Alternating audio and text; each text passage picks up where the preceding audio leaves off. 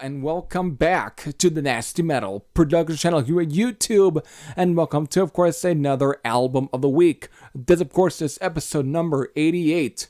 Since, of course, this upcoming Friday, which, of course, will be the tail end of this week, it will be, of course, reaching its 30th anniversary.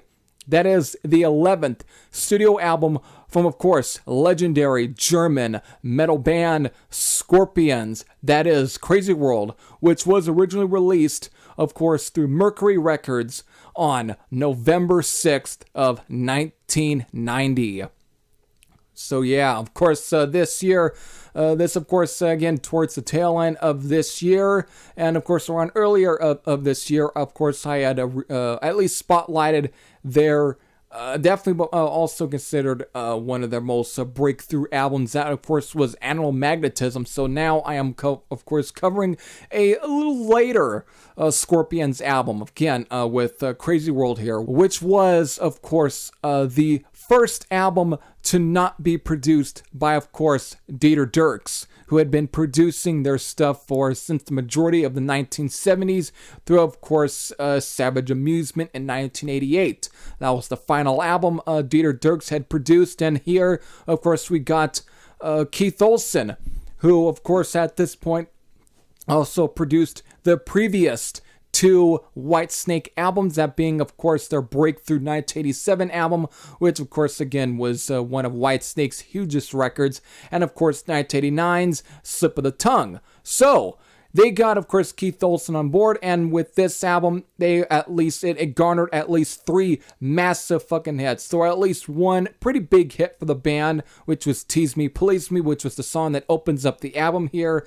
And of course, 2 of the ballads off this album, that being, of course, Send Me an Angel, and the most massive ballad, definitely the garner a hit for Scorpions. And that's, of course, is Wind of Change. Of course, it was inspired by the Berlin Wall getting broke down. Again, it definitely was kind of political, but in other ways, it was more uplifting. It was also at times very celebration, if anything. It was a celebratory track for, of course, again, for those who, of course, was longing for at least the Berlin Wall to, of course, get broken down. It definitely marked that, and again, it's more a celebratory than actually a bleak kind of political kind of track. Again, it just celebrates a change in of course, in politics at this point, a change within Germany. For all that, it was a complete change, and it definitely, again, it's to be seen as celebratory than something bleak. Which in a lot of days nowadays, with a lot of political based songs, everything's more bleak, more dark. This track on the cover with Wind of Change, it was to celebrate the change. It was to celebrate the mark in them, of course, breaking down the Berlin Wall. It was, again, it's to be celebrated. So it's very uplifting and very moving. It's definitely by far the best ballad on the album to begin with. But not enough of that. Let me get into, of course, the album itself, which again was Crazy World. So this album, of course, before I really get into any of my thoughts on Crazy World in general, let me definitely do a track listing rundown. There's at least about 11 songs on this album, and of course it all clocks in at 52 minutes and 53 seconds. So these 11 songs on this album, of course, are Tease Me, Please Me, Don't Believe Her, To Be With You in Heaven, Wind of Change, Restless Nights, Lust of Love, Kicks After 6, Hit Between the Eyes, Money and Fame, Crazy World, and Send Me an Angel. So there's your 11 songs there. And between some of these songs, I mean, depending on who you ask, this is either considered one of the band's best albums. I mean, again, it was a big record for at least Scorpions, and it definitely garnered them some of the three of their biggest hits off this album. But also, depending on who you also ask, it also can be considered also one of their worst albums or also their weakest. For me, I'm kind of on the fence. I mean, if you really ask me, I'm more on the fence in between, where I don't think it's the band's worst album, nor do I really think it's their weakest, even though it's far from their best. But that's also where I finally will get in. It's far from their best record. Even if it did garner them at least some pretty big hits off this album, of course, Wind of Change being the absolute hugest hit, where you still will hear this on radio, you still get to hear this in films, and for sure also TV shows, and so on. It still is a very much a big song, and it still gets played a lot to this day. But besides that, I don't think it's their best record, but I don't think it's their worst either. It's just kind of in the middle there, let's just say. I mean, for sure, I think this is a much better album than Savage Amusement, which is by far probably the weakest album within Scorpions' discography. That's still by far their weakest. Of course, probably after Crazy World, there's probably even more weaker and maybe more worse Scorpions albums.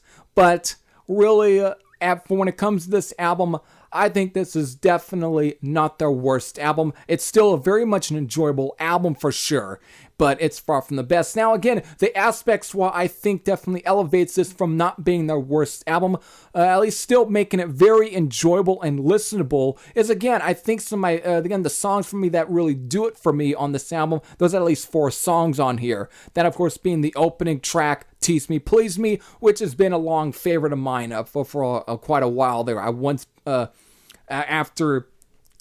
a while there was a point in time where I somewhat broke the 1987 album from Whitesnake. I somewhat by accidentally, I cracked an original CD copy of it, and I was trying to look for something that would replace that, and that's where I came across the Winning Combinations, which was, again, it was to replace it. Again, it was Scorpions and Whitesnake.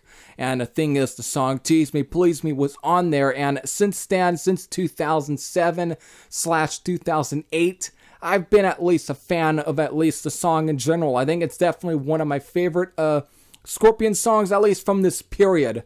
But it's still, it's a pretty good track, and it's a good way of kicking off the album. Again, it's very much closer to the more rockin' material off of Love at First Sting, or here and there maybe Blackout. Again, it just has a very heavy feel to it. It's definitely, it rocks pretty hard. It's definitely a good hard rocker and enjoyable. Other favorite again of the other 4 songs is Restless Nights. I think it's a very heavy track, very slow, though not nearly close to at least the feel like, let's say, China White or even The Zoo. But still is a pretty good track, and I still liking it. For some reason, it's one of the songs I remember quite a bit.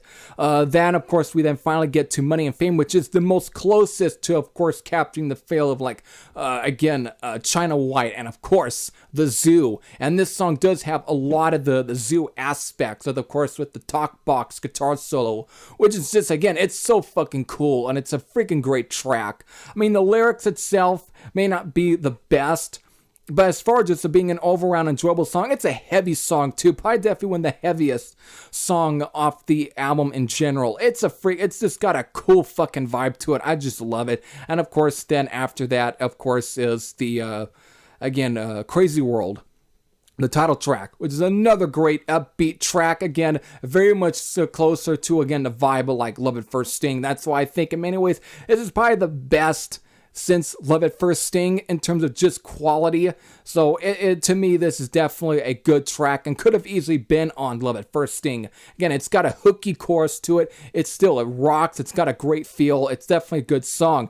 Then, of course, besides that, if I have to really choose between any of the 2 ballads on the album that I really enjoy the most, Wind of Change. And I've already said, I think it's a moving song. And again, that's the one thing when it comes to Scorpions. When it came to, of course, crafting their ballads, they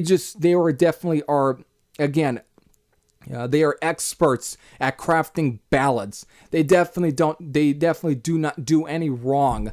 They're definitely one of the best bands to do it, along with Michael Schenker, or at least him also with the UFO and Judas Priest. I think those are definitely, to me, one of the best bands to ever do ballads. They just know how to do it, and they know how to craft it perfectly. So I think Wind of Change is definitely up there as one of their best ballads in general. So yes, I do have to kind of cite as to why I definitely have to agree with a lot of the radio, at least people at the time, the A&R people. It is at least it's worthy of being a huge hit. So I really can see why it was a big hit for Scorpions. It's a good track. Again, the whole idea around it of celebrating the breaking of the Berlin Wall. It was definitely, again, it's all perfect. It's a perfect time for that. Again, a change in movement.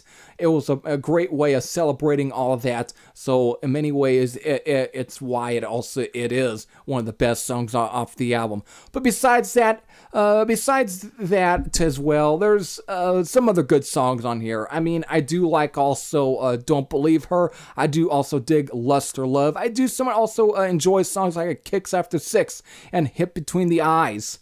The only other song I'm not the biggest fan of is probably here and there To Be With You in Heaven, and of course Send Me an Angel, which is the weakest of the ballads on this album. Send Me an Angel, it's the one that closes the album.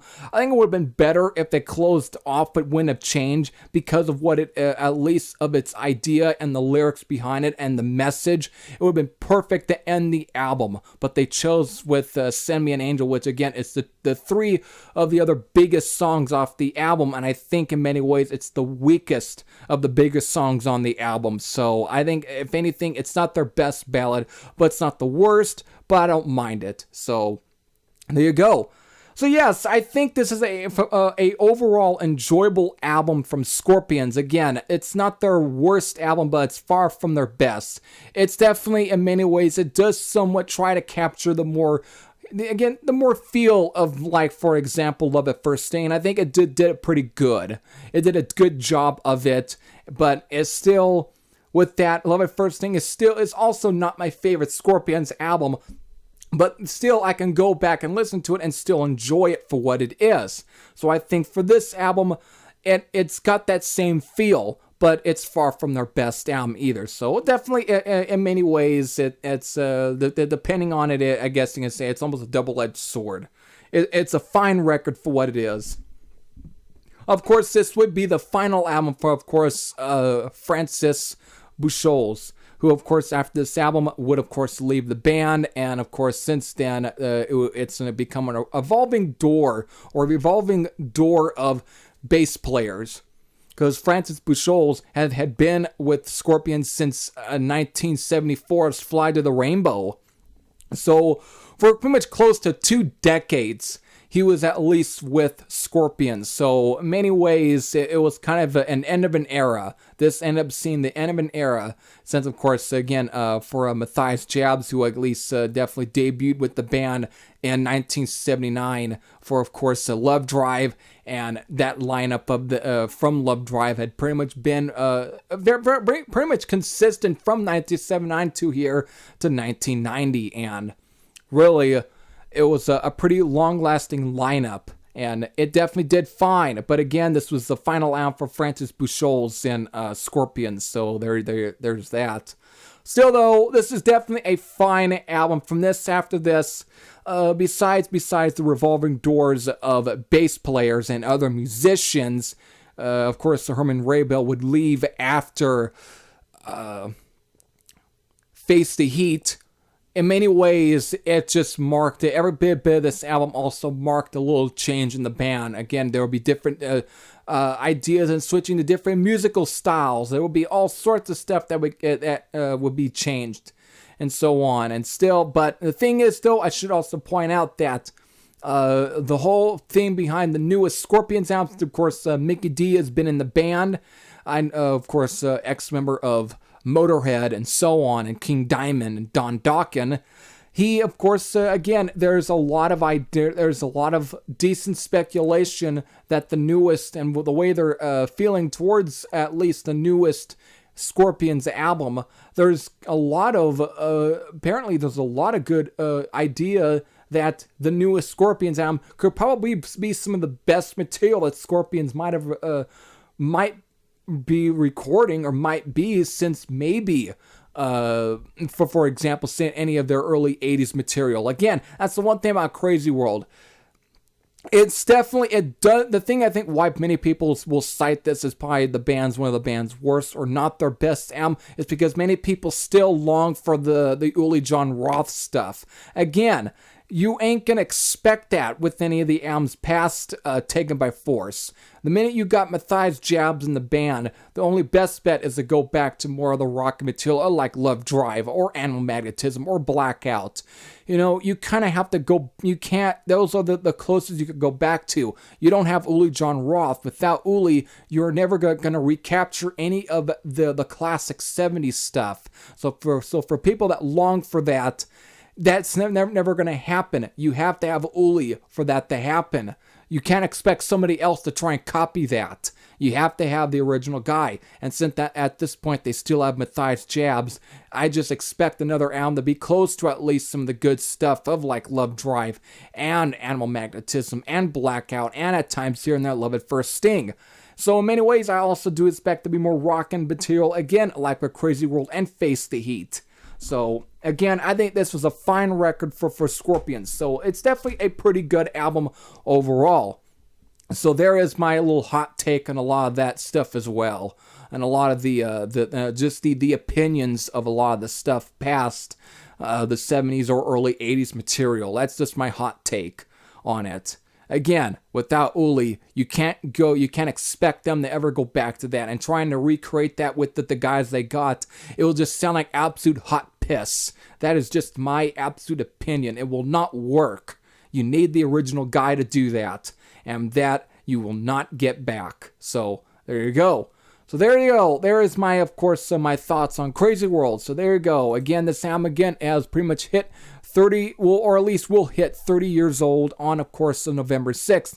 And since this album has been released for at least, at this point, 3 decades, what were your thoughts on Crazy World? What were your thoughts when this album first came out? Were they positive, or were they absolutely dreck? Did you absolutely were disgusted by this album? What were your honest thoughts on this album when it first came out? But for those who haven't checked out Crazy World, again, I would not start with Crazy World. Again, if you want at least a good idea of the more commercial period, or at least the more accessible period. Again, Love Drive, even at times Animal Magnetism, Blackout, and Love at First Sting are probably your best choices to go to. But if you want at least a good idea of how they were in the 70s, again, I would say for sure Virgin Killer and Entrance and Taken by Force are your best bets. So there you go. There's that. So again, just a good album all in all. So with that, I hope y'all enjoyed. This is every Thrash on Sam out, and I'll see you all later. Take care, everyone.